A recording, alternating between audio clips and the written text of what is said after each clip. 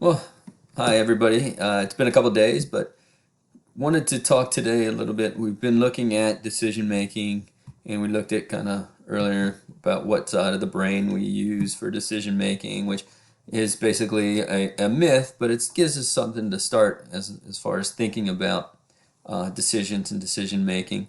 We've looked at the some approach or styles of decision making.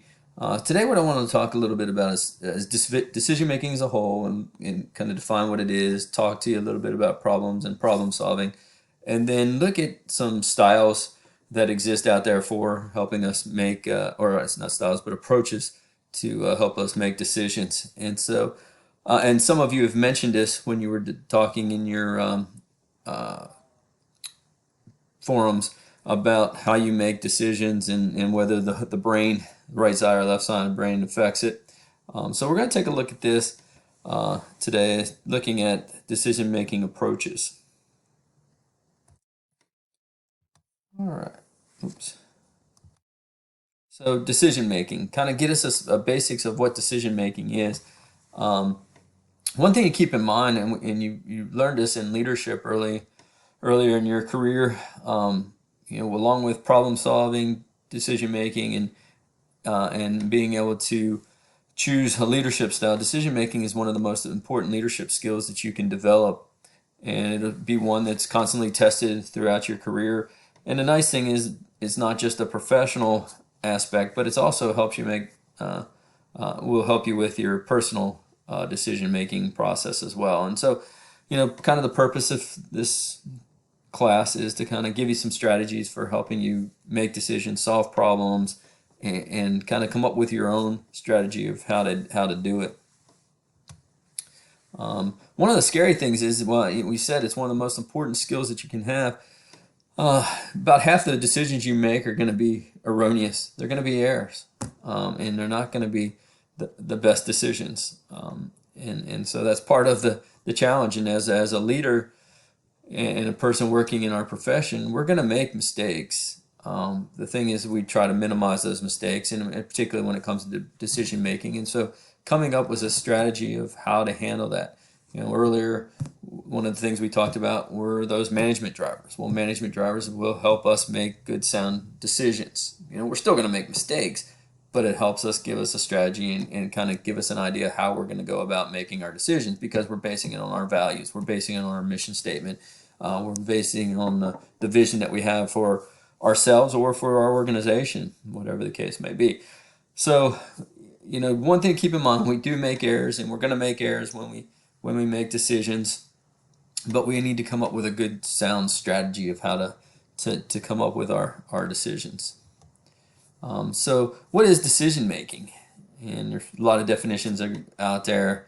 I love it when the I think one of the dictionaries defined it as the skill required to make decisions. Like, well, duh. It never ever used the word to define itself because that doesn't really define anything. So what we're going to look at as far as decision making, I found Lucier and Kimball had a pretty good definition of what decision making is. It's basically the process of selecting a course of action to solve a problem. And so that kind of opens up, all right, well then what's a problem? But one of the things we'll look at here with decision making is it's a course of action. It gives us a strategy. And so that's what we're going to focus on. Okay, how do we go about making those good decisions? And so what is a problem? Lead us into, if we're, a decision making involves problems, we got to understand what a problem is. And a problem is just a situation that exists when objectives are not being met.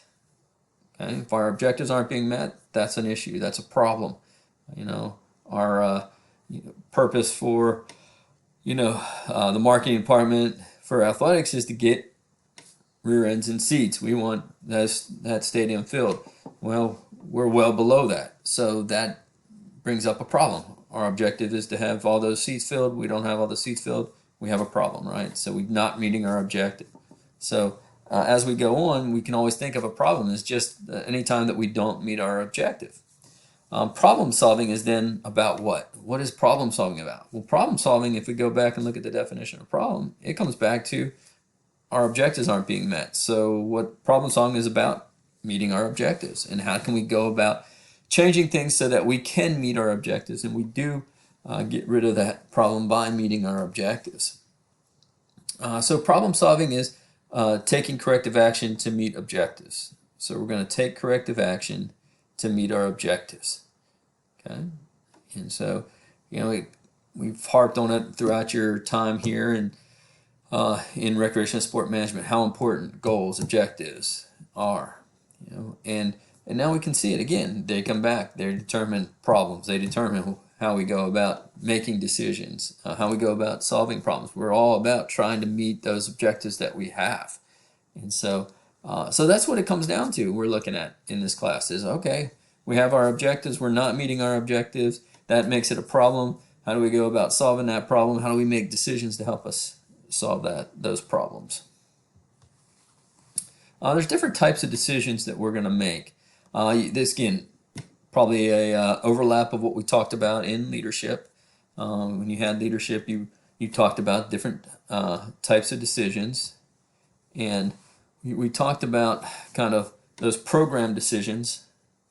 Okay, program decisions are those decisions that are made in routine. We usually we make them all the time, and so to help us, we don't have to go back and rethink them every time and come up with a strategy of how to handle them. We just have decision making rules. We have these rules that are in place, and we know this situation happens, we know how to take care of it. Some of you, I know Raymond and some other people work in campus recreation. For somebody to get into the building, we don't want to make it an individual basis decision of whether we let this person in or not. We have a policy in place, and that policy that exists is basically outlining what the program decision is. Okay, if somebody comes to the door or comes in and they want to enter, what do they have to do? They have to show their ID card or put their palm on that pad and let it all light up, right, so that they can get in the building, to make sure that they are a member and a student or a faculty or staff of Coastal Carolina. That's a program decision. It's something that constantly comes up. We already have these predetermined rules, and a lot of times there are policies that we put in place that help us make those decisions. And so these program decisions come from previous experience, professional knowledge, those again, and sometimes a lot of times it comes back to again that basics of what are my values, what's my mission, okay, and or the organization that I'm working with, and they'll help you with those program decisions. Okay, and program decisions are made at all levels. Okay, we have those policies in place, and that policy is going to guide everything that we do. Okay, but sometimes we're going to run into situations where the rules that we have, or those decisions that we've already kind of currently make, that not necessarily meet the rules that we have in place, or those rules aren't practical for what exists. So in that case, now we have to go back and make non-programmed decisions about how we're going to handle that particular situation, because the rules don't apply or aren't really good fit for it, or they're just impractical. They're just not going to work for that particular situation. So now we have to go back and revisit that and kind of make a non-programmed decisions. And a lot of times, gosh, with technology, we've had situations that have arose because nobody knew how to handle it. Nobody knew. There's a lot of non-programmed decisions being made right now with the coronavirus. We don't know what the situation is. We don't know all the information. And so the predetermined rules don't necessarily apply for what exists here. So now we have to come up with non-programmed decisions and kind of change things up. Today I had to get into the building to get some books to help with this class. Usually what I do, just walk into the building, go upstairs to my office, get my keys. Now I'm doing all sorts of, calling to get permission, and that permission has to get approved, and then I have to go to call. Once I get there, I have to call campus security to make sure they know I'm going in the building. When I leave, I have to call campus security. It's a whole different can of worms. But again, those decisions, how that process works out, started with non-program decisions and then evolved into program decisions, so that everybody's kind of handled the same way. So it's really created an interesting dynamic here that's going on. A lot of times the non-program decisions come from the top down, and originate there, or are passed up there because what exists currently doesn't apply, and so we have to go up to the upper level of management and leadership for them to make the decisions. Okay. So conditions. We make decision making, and we make decisions under certain conditions. Okay, and the following environments kind of build what our decision making and will impact our decision making. We're going to make some of our decisions that are in risky environments. We just don't know what the outcome is going to be. We can assign possibility. We can kind of do our research and make an estimated guess of what's going to happen, but we really don't know. Okay, we don't know what the outcome is going to be. Your organization creating a new marketing strategy and trying to rebrand your product. Sometimes it works, sometimes it doesn't, and so you try to do your research, try to prep, but you just don't know what's going to happen. Sometimes, like I said, sometimes it works out, sometimes it doesn't. Investing in a new facility. Are we going to invest our money into a new facility and instead of improving the current one in hopes that it'll draw more people, people will be interested in coming back to our organization, coming to our events? Will it draw student athletes to it? We hope that's what happens, but that doesn't always isn't always the case, and sometimes things are being built and just aren't being used. Okay? So there's that risky condition.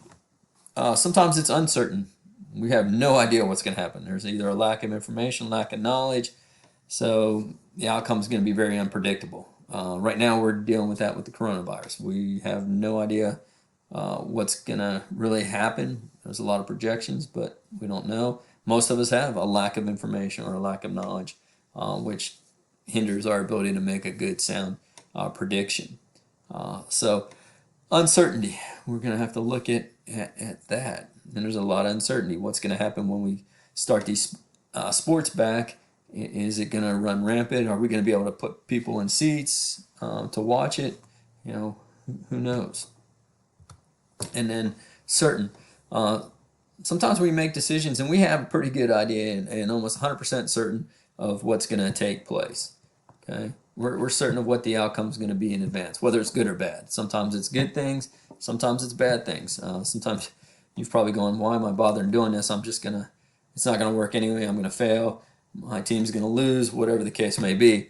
And then other times it's going to be possible, this is going to be an easy one. This is going to be a slam dunk. I'm not going to have any problems. I'm going to get that A or get that win, whatever the case may be. And we have a pretty good idea that it's going to be a positive or negative outcome, but we know that we have a pretty good idea what that outcome is going to be in advance. Okay. I'm going to go ahead and stop here with this video. I'm going to pick up the last part of this decision making and some of these decision making concepts.